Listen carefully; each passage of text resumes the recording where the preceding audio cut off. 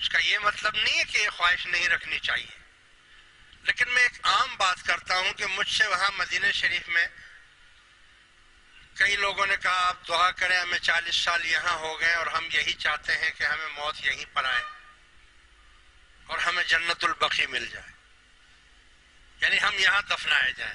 تو میں نے ان سے کہا اس کا کیا فائدہ ہوگا تمہیں؟ نگر جنت ہے، حضور کی قبرستان ہے۔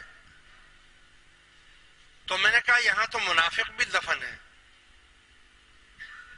منافق لوگ بھی وہاں دفن ہیں، تو کیا ان کو کوئی فائدہ پہنچ رہا ہے؟ کہنے لگے نہیں، منافق کو تو فائدہ نہیں پہنچے گا۔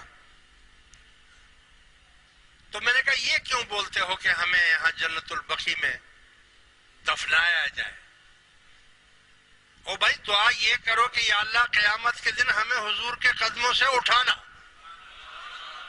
اٹھانے کی بات کرو، دفنانے کی بات مت کرو۔ ذرا فرق ہے، ذرا سوچو ذرا اس میں۔ ایک ہے دفنانا اور دوسرا ہے اٹھانا۔ تو دفنا اگر جنت البقیع میں بھی دیا